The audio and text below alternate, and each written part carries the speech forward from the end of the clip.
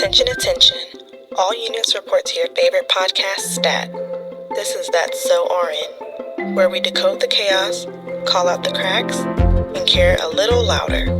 Let's scrub in. Oh my goodness. Hi guys. Thank you all for joining me for another episode of That's So RN. It's your host Logan, and today we will be getting into documentation. So documentation is very important. It's something that we pretty much live by on a day-to-day basis in the healthcare world, whether you are a nurse, whether you are RT, PT, OT, whoever. Documentation is something that is looked at by, not only the patient and their family, but JCO and other regulatory, agencies, and it can determine a lot of things within, your facility or just an allotment of other things. I'm sorry, my brain right now. It's really, really late when I'm recording this, but we're gonna get through this. So before we get into our nitty-gritty talks, I just want to stop to say I fell into the hype, y'all, and got me a pair of clogs. Y'all, I was up in that store running up and down the aisle to make sure I could run to an emergency if I needed to, and these would not, A, break my ankle, or B, come off completely. So back to the task at hand. I got a little sidetracked, but I just wanted to let y'all know I've been hearing y'all and been seeing people talk about it, and I'm like, I don't want to fall into the trend because I just don't want to be that girl, but I got him. All right, so charting and documentation. I find a lot of the times that when we are charting and documenting, we are doing something I like to call charting for the algorithm. So we're not necessarily charting for clinical accuracy.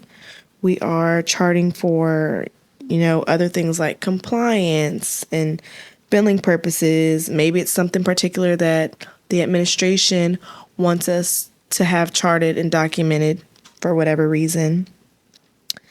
A lot of systems, especially now with modern technology, AI, and other back-end systems kind of dictate, what we are prioritizing when we're charting. We may feel that everything's important, but it might only highlight certain things to make sure that if nothing else gets charted, because we do get busy, we are human, at least those forefront things get charted. I find that now there's a lot of help tools like prompts or quick text, templates, different things we can use to kind of ensure that we follow a certain script or guideline when we're charting. I feel like that can be beneficial sometimes, yes, because we don't have to try to think about all the things we might possibly need, but also sometimes I feel like it's not detailed enough and we're just charting exactly what is in that prompt and leaving it at that, and we're not touching on nothing else.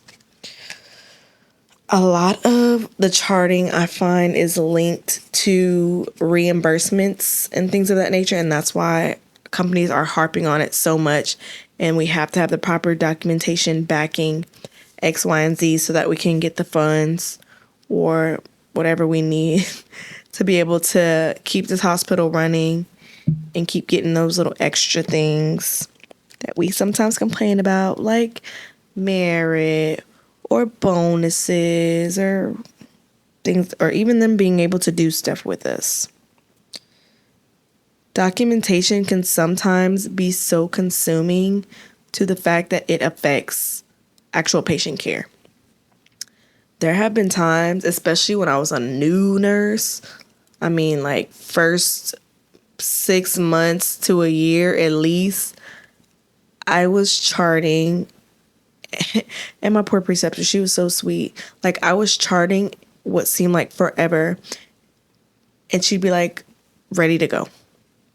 She's like, you can chart this, basically pick it up. Pick up the pace, pick up the speed. You don't have to chart this, this, and this. This is what's most important. And kind of redirecting my charting and ensuring that at least the importance were done. The vital things were done. The highlighted things, the recommended things were complete. I would say charting was about 50% of my shift. And I'm one of those nurses, especially working med telemetry. I try to chart. I try to do things in cluster and chart and then go do it. But sometimes I'm just running around so much that I really can't chart all at once then and there, which is frustrating then to me at the end of the night because sometimes I will forget. I will forget things. And it's just like, I'm not going to chart something that I don't remember, even if I know that I did it, but I don't know the details. That's what be getting y'all in trouble. I find a lot of people, especially as of late, my aides and some of my newer nurses, they are copying and pasting everything. They copying and pasting vital signs. Everybody's respirations is not 16 or 18. Like they're copying and pasting their head to toe assessments. Little buddy's skin turgor was not the same as it is now, but you didn't stop to check. Like he had a good little bounce back, but now buddy is having skin tinting. What is going on? Their skin is gray, all kinds of changes. And it could just become a problem when we are solely focused on getting the charting done. And yes, charting is important, don't get me wrong. But I feel like the amount of things we have to chart on now is immense and it just keeps growing. Just like, for example, we most recently had to start staging wounds on the floor as floor nurses. We have skin segment in school and we learn about that. But we also have a wound care team at several of the facilities that I frequent and they're who stages. So a lot of people complained about having to stage wounds and they're like, we haven't been doing that. That is new and that's literally just one more thing y'all have added to my task list of things for me to do. If any of y'all are familiar with Epic, the system I work for uses Epic. And when I tell y'all, if you put it in a certain way, Epic will leave a task for you for everything. And you better make sure you have it checked off. And if you don't have it checked off, Epic will be there to remind you, hey, you did not do this. You do not have this checked off. You need to do X, Y, Z. Sometimes hindering you from going to the next thing if you don't have it checked off. And then two, we're documenting so much. Sometimes that really can take away from us caring for our patients because we're just constantly sitting at a computer screen trying to get that done so that we're not hearing from our manager that what we didn't do or that we're not meeting compliance rates for certain things, which can be extremely frustrating. I know me personally, when I was actively on the floor, I would hate to come chart. And then after I'm charting, I get to my patient and feel like I haven't done anything for them all day because I've been too busy trying to chart and make sure that I check all the boxes, cross my T's, dot my I's, and everything is in order before I go home. Because after a while, as I became more seasoned, I knew what it was that I needed to chart. So that made it quicker for me. And I would just have to go through and see what applied to my patient as opposed to being like, I have this list of things. Oh, well, what is this again? And what is this?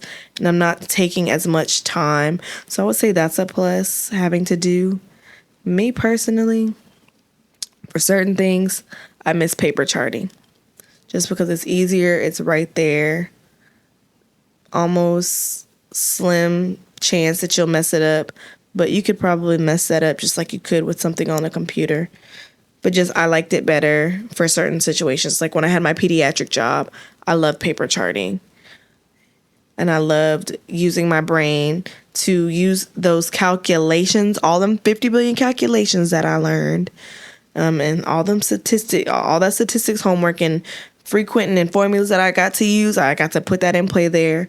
So that aspect is good. I feel like sometimes when we're documenting and doing things, we rely heavily on the computer, and it's just kind of like in the motion thing and not really putting our mind to what we're doing. We're just doing it because we know we have to do it. And this can sometimes cause a disconnect with, the frontline workers that's documenting constantly, and then maybe some of the expectations that our leaders or administration team has. I don't think they think we chart a lot, or I don't think they think what we're charting on is a lot, but it is. I mean, you got to imagine we're charting on meds. Some patients, if they're high risk, you're charting if you turn that patient. If they need help eating, did they get their lunch? Did they get their extra protein pack for the day? I mean, simple things. Did you elevate their heels? And we know to do these things consciously, but something's triggered in the system for whatever reason that we're having to actually physically put it in so that there is a track record of all the things being done for that patient. It's good to have the documentation there to show that you're doing it. But sometimes, and I'm going to be quite honest with you, I will see people at the end of the night clicking through. And I done seen you on your phone all day. Every time I look up and I'm running down the hall to do something, I done seen you on your phone playing, and I know you did not turn your patient. Or like you'll ask for help for your patient to go do something, and they're covered in urine and feces because nobody's checked on them. It's just like put you almost in a place where I know I need to chart. And if I'm not using my time wisely and I'm having to go back and click and chart all these things on the back end after the fact, it can make my night longer and I'll end up staying longer, which I don't want to do. I learned my lesson and I did that. And then when I finally got my groove, I stopped. And then that's lying. You just blatantly lying, saying you're doing things when you're not doing them for a patient. So it can definitely cause frustrations, especially too when they make it a point to be like, if you don't have this certain documentation done or it's not done properly, you'll get in trouble, essentially. That is stressful. I have to worry about keeping these people alive and doing everything. And like I said, I know my documentation is to cover me, to make sure I'm doing all the things I'm supposed to. But y'all gotta stop adding stuff. It reminds me of a friend that I have. Literally every time there's a new line dance that comes out, she sends it to us for us to learn it. That's how I feel at the hospital. Every time it's something new, a new task, you're putting it on our brain or our task list for us to do when it's something that we already know to do, just to say, well, now we have it here and you have to check it off. Can become just very overwhelming. And I used to, like I said, me personally, I used to want all my little dots full. I wanted 100%. I was not leaving anything behind. Were there times that it bit me in the butt because I ended up staying later and really being tired and not happy? Yes. But on the back end, which thank God I've only had one experience where my documentation was pulled. When it was pulled, I was able to speak to everything. I was able to show them when it was done, even if it wasn't done on the time frame. Oh, I did do it. I just did it at this time. And just really CYA, baby. So, how is this affecting our new nurses, our new grads? It's affecting them because they are not using clinical judgment. They don't care to use clinical judgment.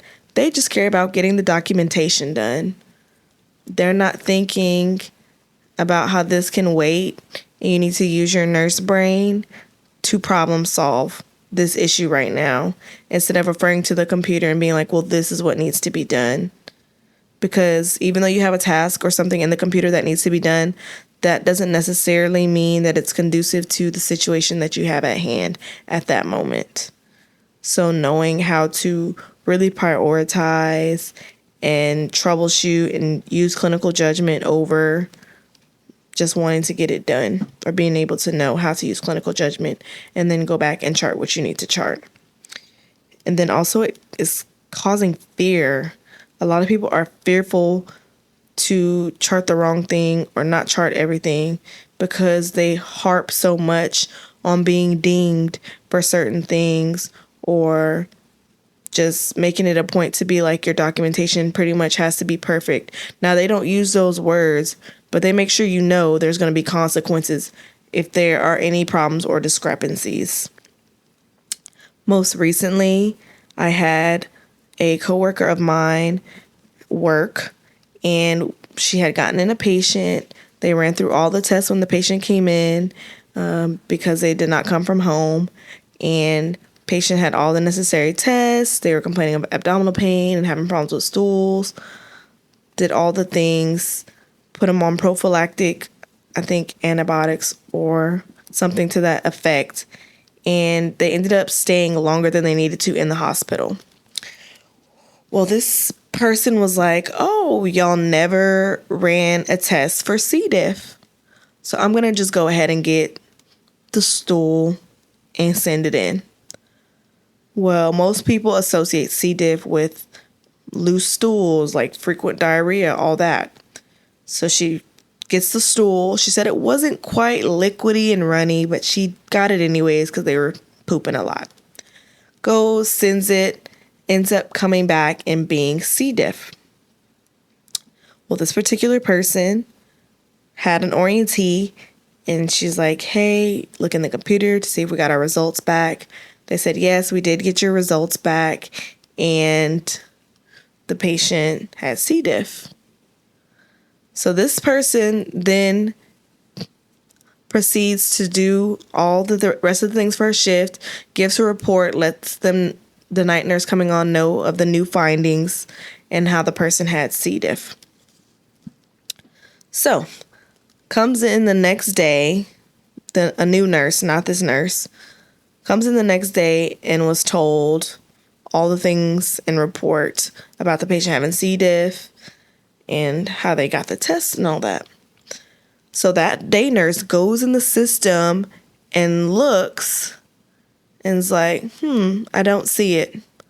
So she calls my friend, is like, hey, I don't see where you saw the C. diff results.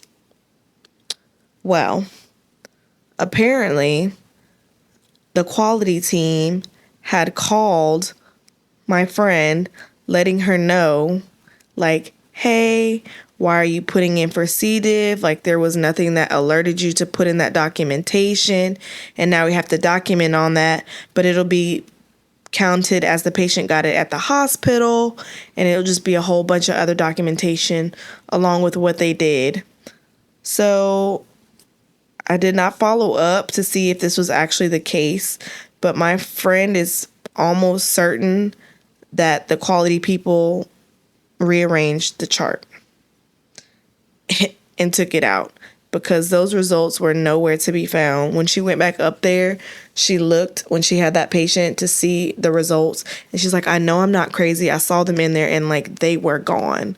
So just stuff like that is just like, you just have to watch your back, watch what you chart, and watch what you do because they're really particular, especially when it comes to quality metrics like that. That could easily impede them getting refunds or, getting reimbursement on something if it's any type of discrepancy that we've caused to the patient. Which leads me to my next point, which is billing, compliance, legal pressures, things of that nature. Hospitals thrive on reimbursements, whether that be for bedside procedures, whether that be for, other things that we do, simple supply usage. And if we are not properly documenting, that can pose a problem down the line because the numbers won't add up.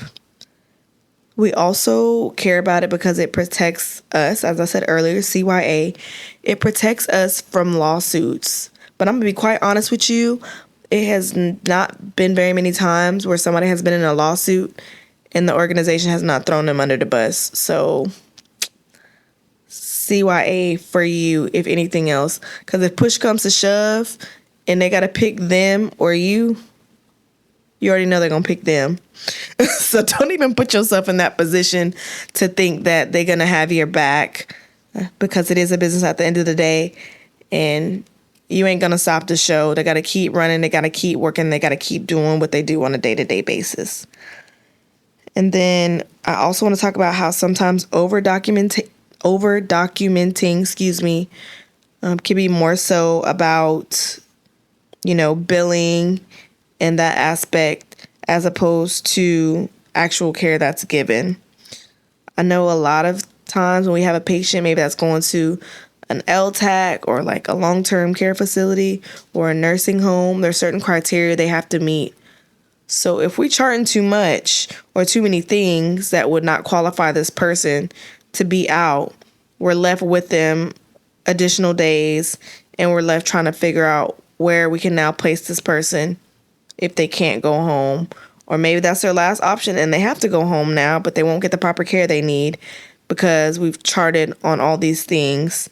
And I mean, it could be simple stuff. Do they use a wheelchair or any other assistive devices? How can they move? Do they get up out of bed? Do they help roll in bed? I mean, just stuff like that. So we have to think about it from that aspect too. I was always taught in school to chart everything just because you never know. But as I got on the floor and got out of like school nursing and what we see in the textbooks and got in the real world, I saw a lot of these people are so worried about getting them patients out. They're literally charting what they're told to chart so that the patient can leave. I'm not saying that that's right, but it is done more often than not, and the patient is basically at their whim. I feel like it's kind of like false advertisement. If you're not charting everything properly on a patient and then they get somewhere and then it's a totally different story. But I guess at that point they're like, well, we got him out, so there ain't our problem no more. But it's just like, oh, well, your facility tells you could do this, this, and this, and you can't do this, this, and this, but you can really do this, this, and this. You don't qualify to be here. And it's just a mess. The healthcare system is toe up from the flow up. With charting, it could cause fatigue, charting fatigue. I cannot tell you, like I said, especially in the beginning, I was like click, click, click, click, click, click, click. So much clicking that I was just like, what? It's so redundant. I'm charting the same thing and it can cause, compassion fatigue because you're shifting your focus pretty much from why you chart things to what you're actually charting. And you're just hyper focused on that and it's not accurate. It's not always accurate. It's just to get it done. Examples that I like to think of that could cause kind of that fatigue, I guess, would be like double charting. Why am I charting an assessment in my flow sheet and then you want me to go chart it on a totally separate narrative note?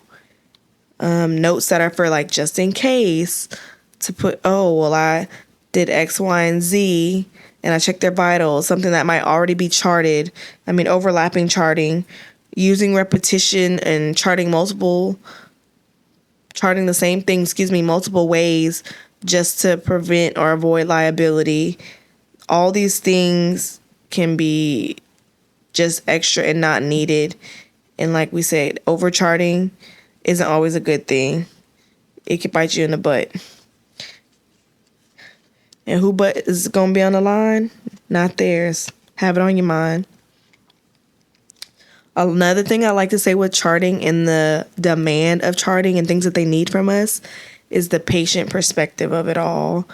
They see us on the phones. We have Rover phones at our facility, or they see us walking in with that work on wheels, and they don't feel like we're paying attention to them. We're in there charting. We're not making eye contact. We're trying to hurry up and get all of our things done, which just loops back around to what I said earlier. It's taken away from that patient care aspect and delaying so many things that could be done for the patient, whether it's toileting them, getting them meds, repositioning them, taking them down to a procedure. Documentation should not be so much to the point that it affects patient care, and a lot of the times it does because it's just something that has to be done. It has to be done. So we just need to make sure when we're doing those things, try to chop that up. If you do bring a work phone in there or a work computer, kind of like make sure you're still really interacting with your patient. So some solutions I like to bring to the table, to the forefront. And this might be one of my shorter episodes. I'm really, really sorry. I'm starting to feel under the weather and I'm just trying to power through and get this done. But I promise I'll bring more oomph and spunk next episode. So, back to our solutions. Streamlining EMR systems so that we cut out the redundancy. Take out those places where we can be double and triple charting the same thing. Make it to where it's uniform and we have one particular place. This is where we look. That was my biggest learning curve with Epic.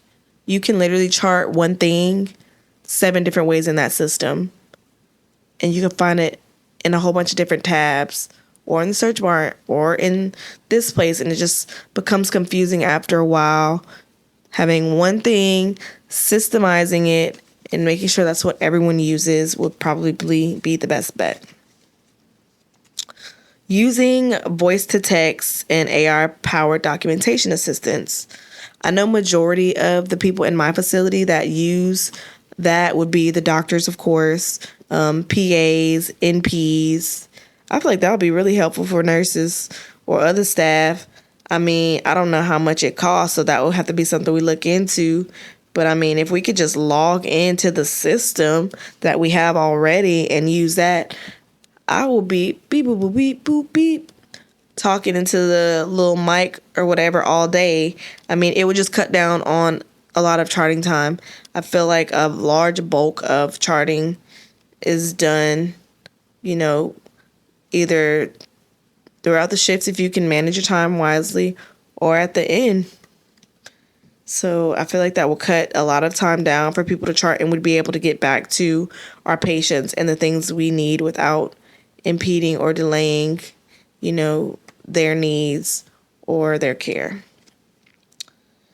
Advocating for documentation that reflects patient care priorities and not just an algorithm. Sitting down with us as workers so that we better understand why certain things need to be charted or why that's essential versus other things like maybe psychosocial properties or patient interaction components or patient outcome components. Because if we don't understand, I mean, we're always going to have a problem with it because we don't understand and we just see it on the back end of having to constantly chart these things without no explanation, just because it has to be done or because this is what we need you to do. And then reframing the audit system, maybe taking a look at what actually matters and what makes a difference in the audits and what will actually be beneficial to audit to kind of help with our numbers and help with, like I said, just kind of bridging that gap. So I leave you guys with a question. What is the first documentation rec you'd cut out if you could? All right.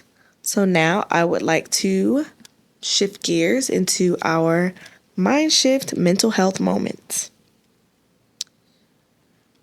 Today's theme, I thought I was going to yawn. Today's theme is mental clarity. And the question they're asking is, how do you recenter focus on what truly matters amidst the noise? That is something for all of us to think about and get into. On next week's episode, I will be talking about staffing myths and staffing legends, short staff. The man, the myth, the legend. Is it true? Is it something that's actually a thing? Or is it all fluff? When the math ain't mathin', we get to find out why on next week's episode. Thank you guys for joining me, and I hope you have a great rest of your day. Bye.